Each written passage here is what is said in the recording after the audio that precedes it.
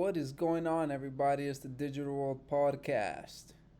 And what we're going to discuss has a lot to do with what we're seeing right now. And I think I have a very, very interesting topic for you all. Now, point of this conversation, first, we're going to look at, excuse me, what we have here. So let's zoom out, right? It's just showing 21 to 25, 5 year period, right? Let's go to the max. Again, we're just here, close. Now, there's a lot of conversations about these tariffs. Are they legal? Are they not legal, right? There was a hearing today, just hearing some oral arguments on the matter. And I think this is a very interesting conversation because depending on that ruling, and I don't know, I'm sure some of the lawyers can probably already anticipate where this may go, right? And apparently early 2026 is when news is supposed to come out on that. And I think it's very timely because around that time period is when, people are going to anticipate. It's when the recession will come along, so they say. And so it's something that may align with the market downturn early 2026. And a lot of people are not prepared for that. A lot of us are not really prepared for that. Excuse me. And so there's a lot that's going into this. And this right here, this chart alone just tells you, right? It's screaming to you that this next leg up is coming. And it's not because something good is happening. It's actually on the contrary, right? So that's why I bring this up a lot. And the bond market usually tells you a lot of what's happening. And I'll tell you where we're going. Now, we see the 30-year mortgage rates, right? They're hovering around the lows.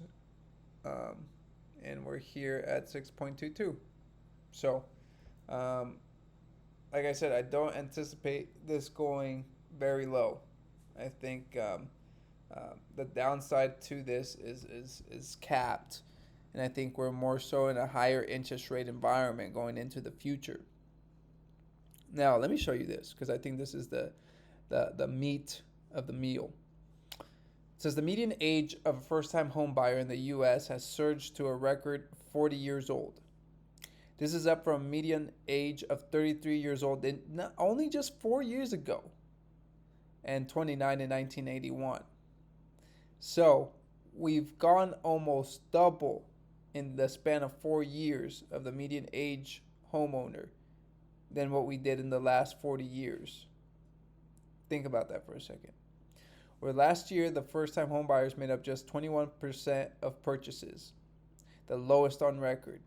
Meanwhile, the typical age of repeat buyers hit an all-time high of 62, with their median down payments reaching 23%, the highest since 2003.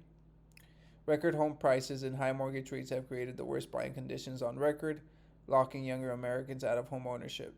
The U.S. housing affordability crisis is worsening.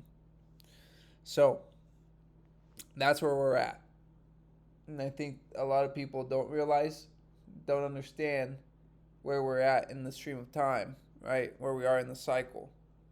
And when you see something like that, that should instantly bring your mind, right, to, well, where does this head, right? Where is this actually headed? A lot of the questions should be, well, where do you go from here? Who does this impact? How does it impact them? And what are the consequences of it? Who, where, when, how, what? There's a lot of questions that you should begin to ask yourself, right? I know there's so much distraction out there with, entertainment, right?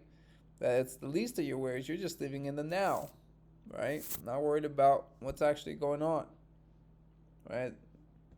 So what does that mean for your houses? Well, if you own a house, who's going to buy it? Just because your house is worth a lot doesn't mean anyone can buy it. And if the pool of applicants to buy that house is a small percentage of the total pool of applicants or buyers, the likelihood of you selling your house is very, very low. So that's why those are the types of things you have to think about. because I think you have a changing demographic, and the people that can afford to buy a lot of these homes are probably in the older age group, 60 plus, right? But in the next 10 to 15 years, when you have, this generation dying off, um, there's not really any uh, high probabilities that they're going to offload their properties to the younger generations because they can't afford it. And when you look at this statistic, that tells you a lot. So, anyways, I want to bring that up to your attention. Um, Let me know what you guys are seeing in your area. This is the Digital World Podcast, and I'll see you in the next episode.